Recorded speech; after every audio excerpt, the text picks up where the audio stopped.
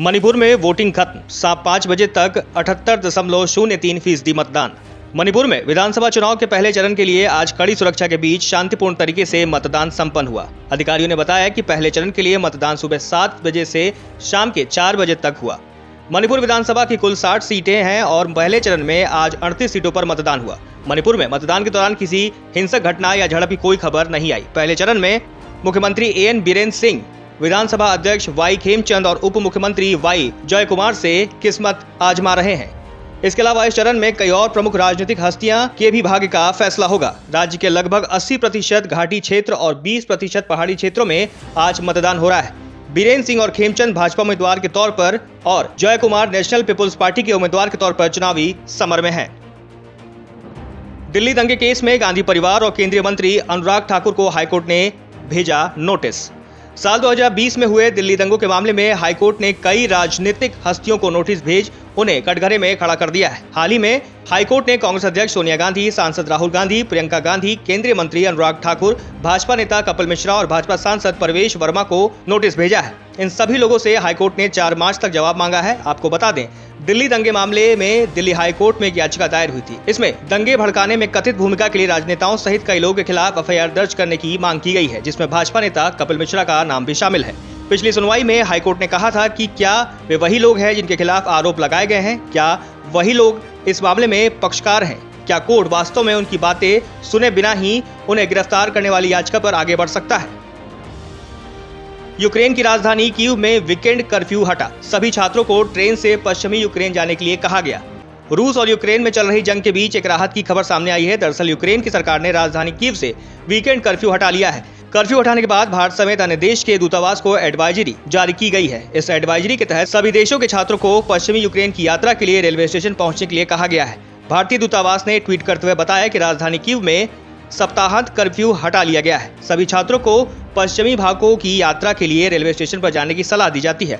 Ukraine railway निकासी के लिए विशेष ट्रेन चला रहा है। वहीं इससे पहले रविवार को विदेश सचिव हर्षवर्धन श्रृंगला ने कहा कि भारत सरकार ने यूक्रेन में फंसे भारतीय नागरिकों को निकालने के लिए ऑपरेशन गंगा नामक एक बहुआयामी निकासी योजना शुरू की है।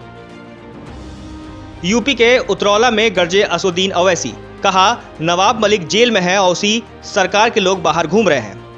यूपी विधानसभा चुनाव में पूरी ताकत के साथ चुनाव लड़ रहे एआईएमआईएम के नेता असदुद्दीन ओवैसी ने उतरौला में आज चुनाव प्रचार किया। इस दौरान उन्होंने एनसीपी नेता नवाब मलिक की गिरफ्तारी को लेकर निशाना साधा और कहा कि आज नवाब मलिक जेल में है, लेकिन उसी सरकार के लोग बाहर घूम रहे हैं। इस बात को समझना जरूरी है। आज हम देखते हैं कि आजम खां मंत्री थे, अखिलेश मुख्यमंत्री थे, आजम जेल में है और अखिलेश यादव बाहर आजाद घूम रहे हैं। महाराष्ट्र राष्ट्रवादी कांग्रेस के नवाब मलिक को आज जेल में भेज दिया गया है। वो भी ऐसे इल्जाम में मुकदमा लगाया गया जब वो कानून ही नहीं था, लेकिन नवाब मलिक जेल में है और उसी सरकार के लोग बाहर घूम रहे हैं। समझो इस बात को मेरे दोस्तों। नवाब मलिक साहब राष्ट्रवादी कांग्रेस में मंत्री है ना?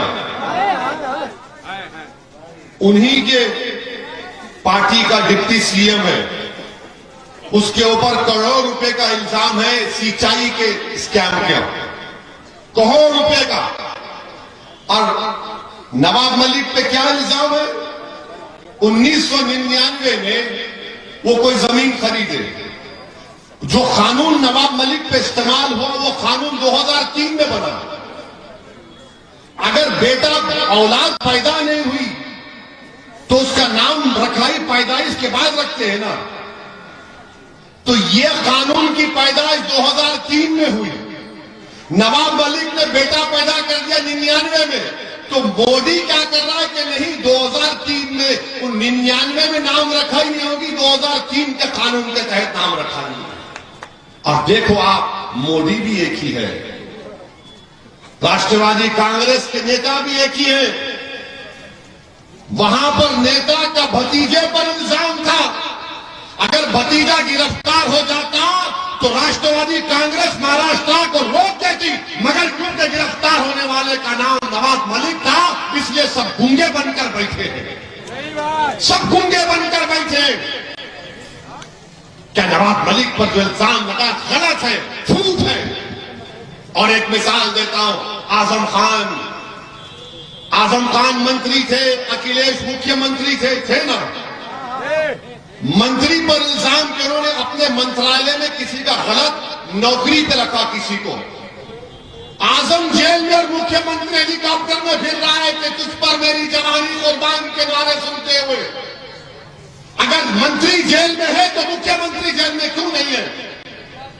क्यों नहीं है? सोचो आप। मैं भड़काने के लिए नहीं कह रहा हूं, सच्चाई बयान कर रहा हूं। अल्लाह मेरी जबान में इतनी तासीर दे कि मेरी आवाज आजम खान को जेल में सुनाई दे और नवाब मलिक को बंबई में जेल में सुनाई दे। हम दूसरी पार्टी के अलग अलग पार्टी में है, मगर मैं नाम के नाम पर और नाइंसाफी के नाम पर अपनी जबान को नहीं रोक पाऊंगा। तारीफत करूंगा राष्ट्रवादी की और समाजवादी की, मगर जब सच्चाई की बात आएगी, सच्चाई यही है। मेरे अजीज दोस्तों और बुजुर्गों, मैं साथ ही साथ आपसे ये भी अपील करूंगा कि आज की बात आप नवाब मलिक के साथ अनवर हाशमी और आजम खान के लिए दुआ करिए कि अल्लाह अनवर हाशमी साहब को सेहत दे। बॉम्बे हाईकोर्ट ने सरकार से लोकल ट्रेन में सफर करने वालों के लिए ताजा निर्देश जारी करने को कहा है। 2 दिन का समय दिया है। बॉम्बे हाईकोर्ट ने महाराष्ट्र सरकार को 2 दिन का और समय दिया है। कोर्ट ने कहा है कि इन 2 दिनों में सरकार नए निर्देश जारी करे कि क्या बिना वैक्सीन लगवाए लोगों या कोरोना का एक टीका लगवा चुके लोग मुंबई लोकल ट्रेन का सफर करेंगे। महाराष्ट्र सरकार ने पिछले सप्ताह 2021 में जारी किए गए अपने 3 आदेशों को वापस ले लिया था। इन आदेशों में कोर्ट ने केवल कोरोना के दोनों टीके लगवा चुके लोगों को ही मुंबई की जीवन रेखा कही जाने वाली लोकल ट्रेनों और सार्वजनिक स्थानों जैसे मॉल और सिनेमा घरों में जाने की अनुमति दी थी। इन आदेशों को वापस लेने को हाईकोर्ट ने गलत करार दिया था। कोर्ट ने कहा था कि यह कार्रवाई आपदा प्रबंधन अधिनियम का उल्लंघन है। ब्यूरो रिपोर्ट, तफ्तीश न्यूज।